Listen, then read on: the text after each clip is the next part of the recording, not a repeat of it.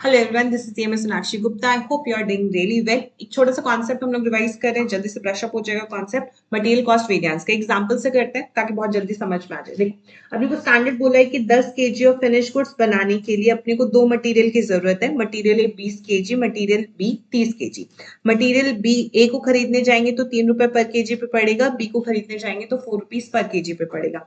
Actual में हमने 200 unit of finish goods बनाई है, जिसके लिए मटेरियल ए 450 केजी यूज हो गया और 3.5 पर केजी पे मिला। मटेरियल बी 570 केजी यूज हो गया और 3 रुपए पर केजी पे अपने को मिला। देखो, सबसे पहले हम लोग क्या बनाते हैं, हम बनाते हैं मटेरियल कॉस्ट कार्ड। इसकी पूरी वीडियो अपने पास यूट्यूब पे है, यूट्यूब पे जाके देख सकते हो, वहां पे मैंने सब कुछ डिस्कस किया है। तो सबसे पहले हम लोग निकालते हैं standard cost for actual output और यहाँ निकालते हैं एक्चुअल कॉस्ट। तो सबसे पहले हम निकालते हैं standard quantity for actual output से स्टैंड प्राइस और अपने पास स्टैंड कॉस्ट एक्चुअल। देखो, वेरिएंस का मतलब क्या होता है? वेरिएंस का मतलब होता है सिंपल, जिसका डिफरेंस निकालना कि भाई आपने क्या सोचा था और क्या हुआ। तो मेरे को एक बात बताओ, मटेरियल कॉस्ट कैसे बनती है? क्वांटिटी इनटू में प्राइस। तो मटेरियल कॉस्ट में डिफरेंस या तो क्वांटिटी की वजह से आएगा, आपने जो क्वांटिटी सोची थी उससे ज्यादा कम यूज कर दी होगी, या प्राइस जितना आपने सोचा था उससे ज्यादा कम कर दिया होगा। तो इसलिए हम कॉस्ट कार्ड बना के देखते हैं। हमने कहा भाई 200 केजी बनाने के लिए, फिनिश गुड्स बनाने के लिए कितना मटेरियल यूज होना चाहिए, तो कितना मटेरियल आपने किया। तो यानी हम कह रहे हैं भाई आपको 20 केजी मटेरियल लगता है अगर आप 10 केजी ऑफ फिनिश गुड्स बनाते, यानी एक के लिए 2 केजी लगता। तो आपने 200 के लिए कितना लगना चाहिए था? 400।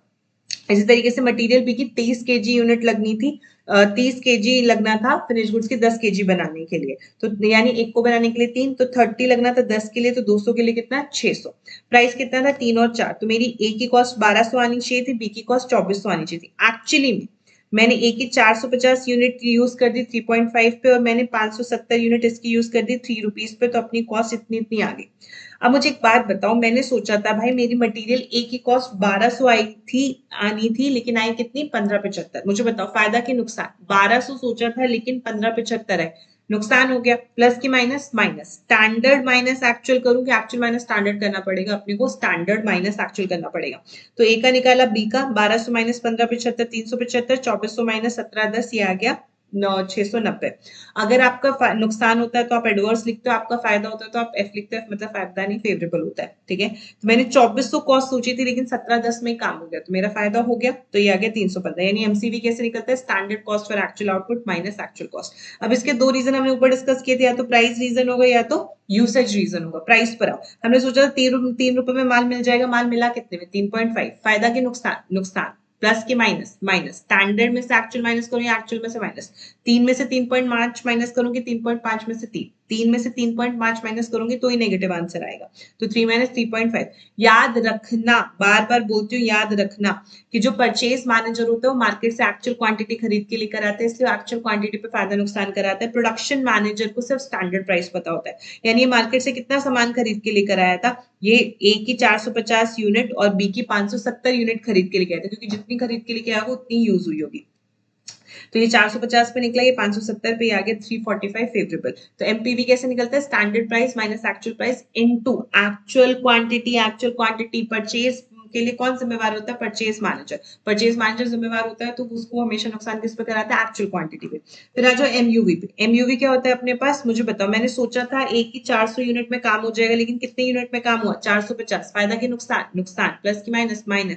स्टैंडर्ड माइनस एक्चुअल की? Actual minus standard. Standard minus actual. 400 में से 450 घटाऊंगी तभी तो नेगेटिव आंसर आएगा। 400 माइनस 450। यूसेज वेरिएंस किसकी जिम्मेवारी होती है? प्रोडक्शन मैनेजर की। ध्यान रखना भाई, सामान को बनाने में प्राइस लगता है और क्वांटिटी लगती है। प्राइस के लिए कौन जिम्मेवार होता है? प्राइस के लिए परचेज मैनेजर जिम्मेवार होता है, और परचेज मैनेजर को सिर्फ क्या पता होता है? परचेज मैनेजर मार्केट से क्या लेकर आता है? एक्चुअल क्वांटिटी, इसलिए वो नुकसान किस पे कराता है? एक्चुअल क्वांटिटी पे। क्वांटिटी जिम्मेवारी किसकी होती है? प्रोडक्शन मैनेजर की। प्रोडक्शन मैनेजर को सिर्फ क्या पता होता है? स्टैंडर्ड प्राइस को। एक्चुअल प्राइस कभी नहीं बताता, उसको स्टैंडर्ड प्राइस पता होता है, इसलिए वो नुकसान किस पे कराता है? स्टैंडर्ड प्राइस पे। तो यानी स्टैंडर्ड प्राइस मतलब 3। तो दोनों को मल्टीप्लाई करो, 400 माइनस 450 इंटू 3, 150। हमने सोचा था ये 600 में बन जाएगा, कितने में बना? 570। तो फायदा हो गया 30 यूनिट का, कितने पे? स्टैंडर्ड प्राइस 4, यानी 120 का फायदा हो गया। 150 एडवर्स, 120 फेवरेबल, कितना आया अपने पास? 30 एडवर्स। ठीक है, अब इसके आगे होता है कि अगर आपके पास एक से ज्यादा यूनिट, अगर आपके पास एक ही मटेरियल होता है तो यही 3 वेरिएंस निकलते हैं, लेकिन एक से ज्यादा मटेरियल होता है तो वेरिएंस कितने निकलते हैं अपने पास?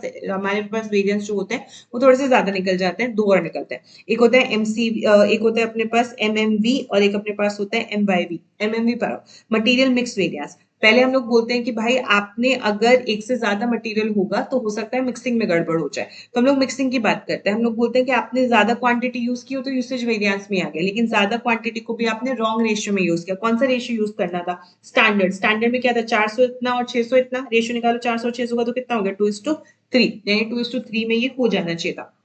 2:3 निकालो तो 10-20 को 2/5 और 2:5 के रेशियो में यूज करोगे तो ये आर एस एच आता है, revise standard quantity. Revise standard quantity बच्चों जो होता है वो रिवाइज स्टैंडर्ड क्वांटिटी एमएमवी कैसे निकलता है? मैंने कहा था कि भाई आप इसको 408 इसकी यूज करते, बट आपने कितनी कर ली? 450। फायदा की नुकसान? नुकसान। प्लस की minus? Minus. Standard minus actual के actual minus standard, standard minus actual.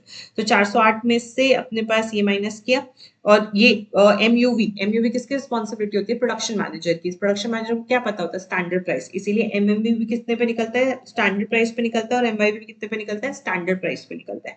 Yes, तो 408 माइनस 450 इंटू में स्टैंडर्ड प्राइस, 612 माइनस 570 इंटू में स्टैंडर्ड प्राइस। ठीक है, कोई दिक्कत वाली बात नहीं है। एमवाईवी हमेशा टोटल में निकलता है, हम टोटल में ही निकालेंगे हमेशा। तो कितनी क्वांटिटी में काम हो जाना चाहिए था? 1000। कितनी क्वांटिटी में काम किया? 1020, तो यानी 20 क्वांटिटी ज्यादा यूज कर ली। अब ये ए और बी दोनों की क्वांटिटी, ए बी और बी की दोनों क्वांटिटी, तो प्राइस भी दोनों का होना चाहिए। दोनों का प्राइस मतलब वेटेड एवरेज 3600 रुपए का स्टैंडर्ड प्राइस ही लेना चाहिए। तो 3600 रुपए में 1000 क्वांटिटी खरीद के लेकर आए थे, तो एक क्वांटिटी कितनी की पड़ी? 3.6 की। तो 72A। एमयूवी का ही ये दोनों रीजन होता है, मिक्स और बाय। तो MUV should be equal to MMV plus MYV. ठीक है, तो ये छोटा सा यहाँ पे मैंने चार्ट बना रखा है कि मटेरियल कॉस्ट वेरिएंस कैसे निकलता है? Standard cost for actual output minus actual cost. याद रखने वाली बात है, परचेज मैनेजर को हमेशा एक्चुअल क्वांटिटी पे नुकसान कराता है, प्रोडक्शन मैनेजर को हमेशा स्टैंडर्ड प्राइस पता होता है। तो मटेरियल प्राइस वेरिएंस कैसे निकलता है? Standard price minus actual price into में actual quantity. Material usage variance कैसे निकलता है? Standard quantity minus actual quantity into में स्टैंडर्ड प्राइस। अगर एक से ज्यादा मटेरियल होगा तो दो वेरिएंस और निकलेंगे, मटेरियल मिक्स वेरिएंस और material usage variance. Material mix के लिए हमेशा एक न्यू स्टैंडर्ड क्वांटिटी कैलकुलेट होता है, जिसको हम लोग बोलते हैं RSQ, revise standard quantity. Revise standard quantity minus actual quantity into में स्टैंडर्ड प्राइस। और यील्ड वेरिएंस कैसे निकलता है? Total standard quantity minus total actual quantity into में, यहाँ पे दोनों की क्वांटिटी ली है तो यहाँ पे रेट भी दोनों का आएगा। दोनों का रेट सिंपल तो ऐड करके नहीं लिख सकते, इसलिए वेटेड एवरेज निकालते हैं, standard cost divide by standard quantity. With that I hope आप लोग को ये सब कुछ समझ में आया। प्लीज लाइक करो, कमेंट करो, हमें बताओ कि आपको सब अच्छा लग रहा है, तो हम ऐसे ही शॉर्ट वीडियोस लाते रहेंगे। फुल वीडियो आप यूट्यूब पे देख सकते हो, यूट्यूब पे पूरी वीडियो है रिविजन की, वहां पे आप देख सकते हो। Thank you so much, all the best. डरना बिल्कुल नहीं, अच्छे से पढ़ाई करो, ठीक है।